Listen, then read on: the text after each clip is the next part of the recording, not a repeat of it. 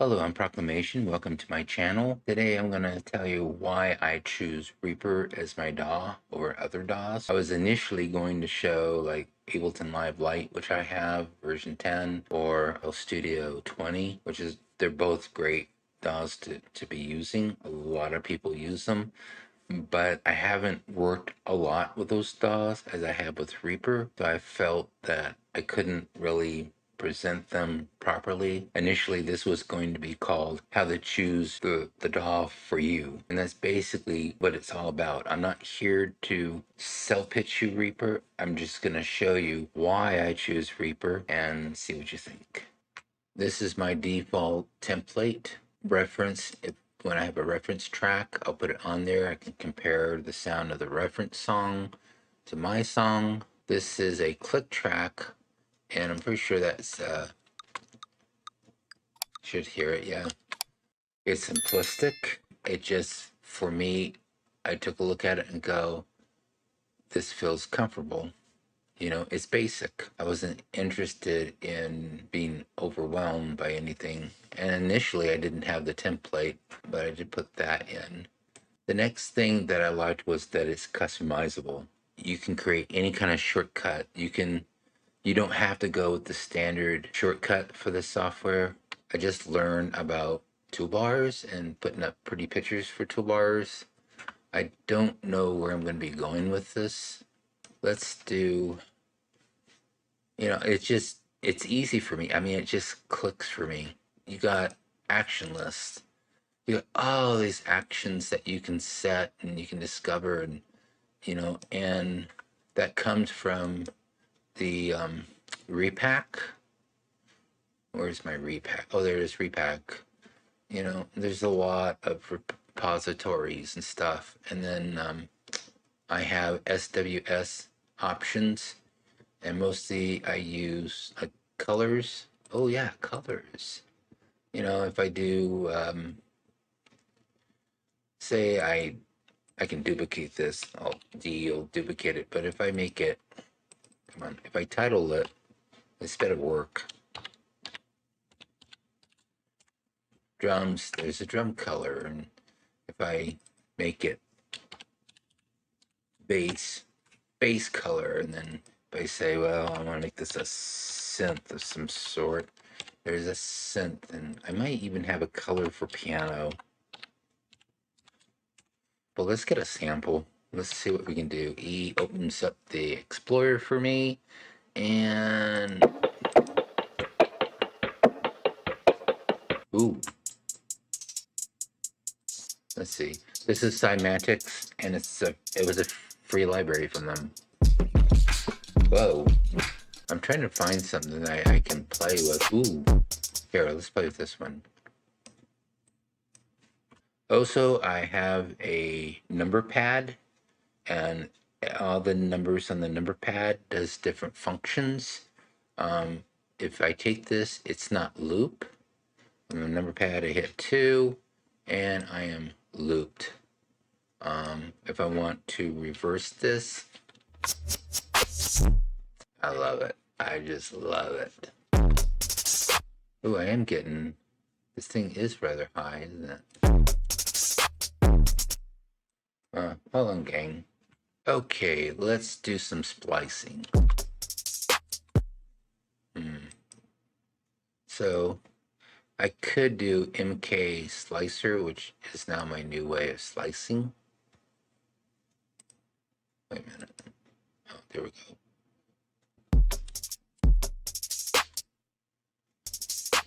go. Interesting there. That's a good slice there. I'm just going to do a little.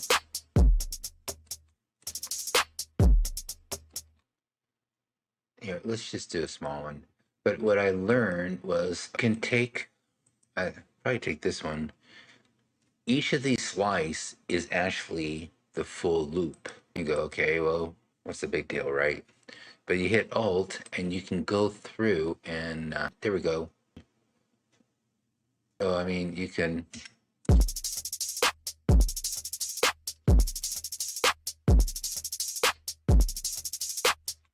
lower the volume on that thing, hit Control,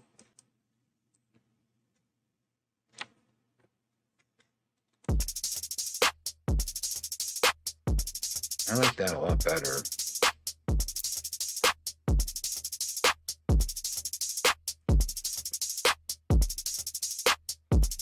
No, I mean, I could come here and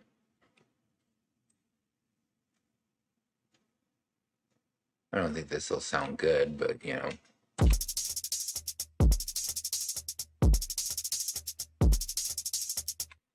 See, I had it with this one here.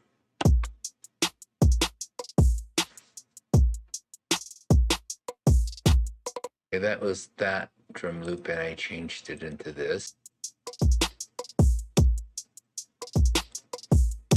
I created some different textures. What I like about Reaper is I can highlight each of these tracks. I have control down, and then I hit each of these, and then they all go silenced. The tracks are fine, but the sounds are muted. I can say, okay, do I want to start with this?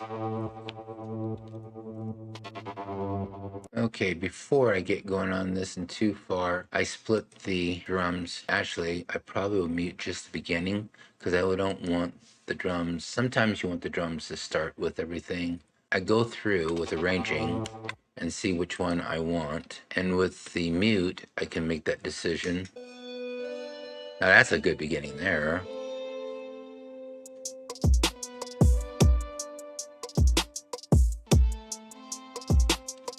And with the drums, I might not want the drums to start there, so I'll slice it there and then take this here and mute that. And then you have this one. Well, I'll keep doing that.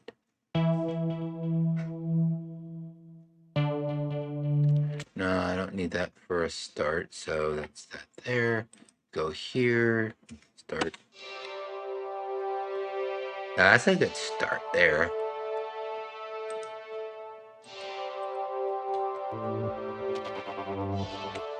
Oh, cool. So now I can go here, and now we have the beginning here.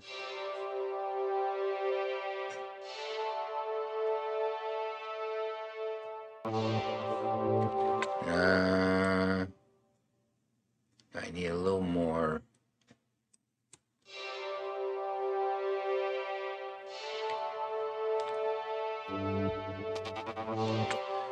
Zoom in for you guys.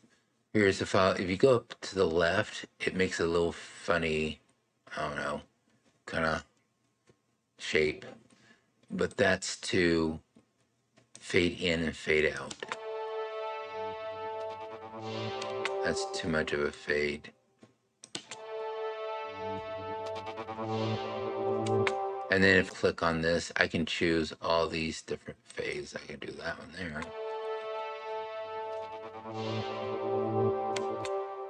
Here's a weird one. This one might actually work though.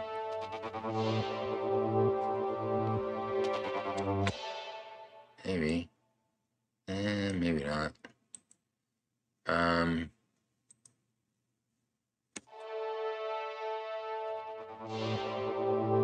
That one's not bad.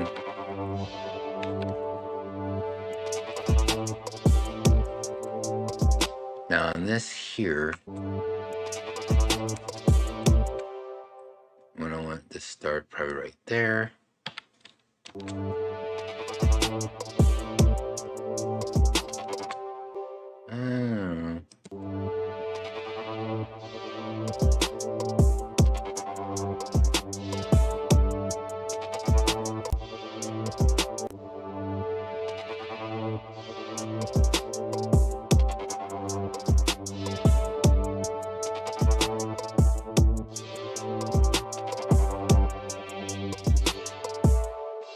That could work. And then as far as these other ones, it's just a matter of when you want to bring, you know, them in.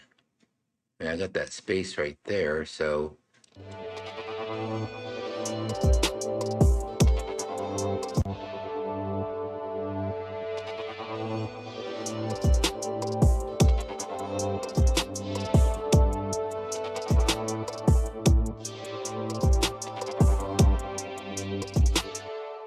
See how it works now.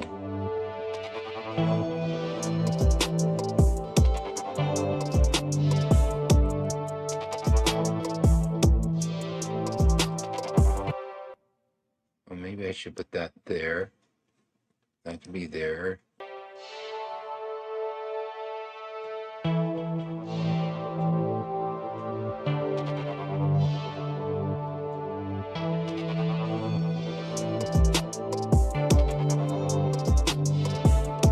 And this here, I just feel that it's, I'm going to stretch it. I might ruin it, but.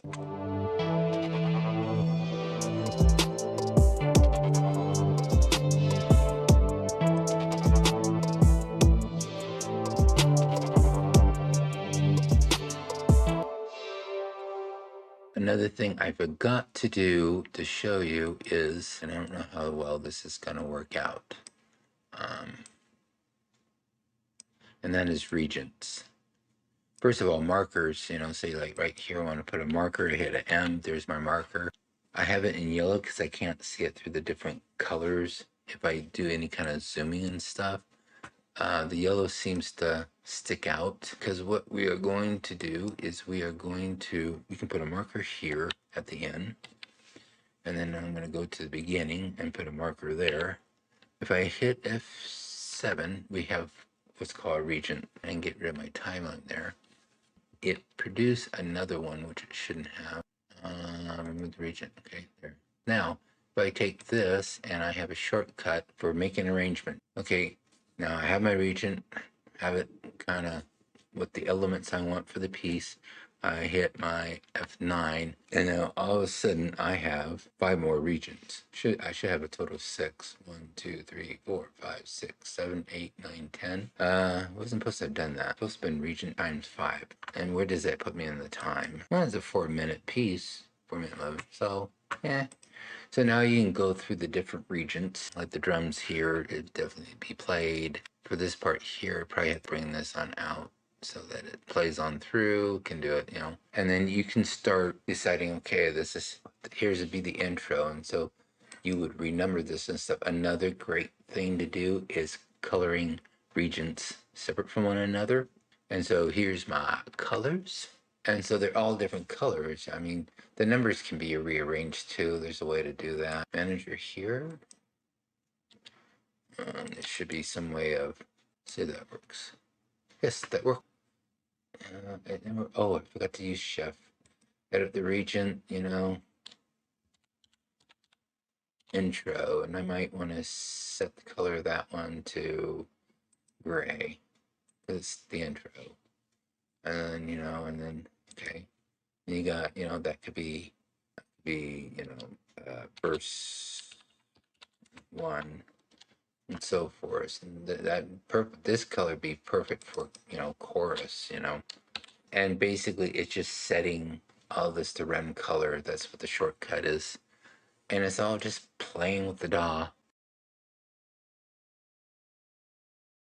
Reaper comes with a 64-bit version, a 32-bit version, a Linux version, and a Mac OS version. And then if you need any help, there's resources, language pack themes. There's different themes that you can get. It's called Reaper Stash. Actually, it's stash.reaper.fm. And you can try out different themes. So you can look at custom actions. So if you want a certain custom action, create folder from selected track only by actions. Stereo to dual mono. Reaper, go to where it says download Reaper. It'll bring you up to this window if you want to give it a try. Okay, that's my presentation of Reaper. I'm not trying to sell you on Reaper. I'm just showing you why I choose Reaper. It was easy for these things to come up. Some of like slicing the audio loop, and each slice was the loop itself, and you could move it around and create your own loop that way. I found it by accident, and all of a sudden I'm going, wow, check this out. You know, dealing with regions is something I finally feel I'm getting better at understanding, working with, and making a shortcut where I can extend one region across and build the track. Okay, this is the intro. The intro is not very much, but it has to bring the listener in. And then you got, you know, verse 1. And how is verse 1 and verse 2 going to be different? How different do you want it to be? You know, the sky's the limit. And I don't know how this video is going to edit right because I've had a notebook with different things listed. And then arrangements, I forgot all about muting files, and then you can unmute them to see how you want this to start out. And when you deal with regions and you just mute them all, you can actually just start with the first region. Okay, how do I want this to begin? And then if you need another synth, or if you need a effect, if you need whatever, whatever you want to bring in, you can decide then. And then the next region. And then usually I go through and I would label all the regions, verse one, verse two, chorus. And then there's also the I put build up, but it's like a C section. That's what I call it, C section. And so there's so much possibilities that you can do. I'm only going to probably be releasing videos once a week. Anyways, I hope that you enjoyed this video. I have to go through and make it sound right for you guys, and hopefully it'll turn out right, and I'll see you in the next video.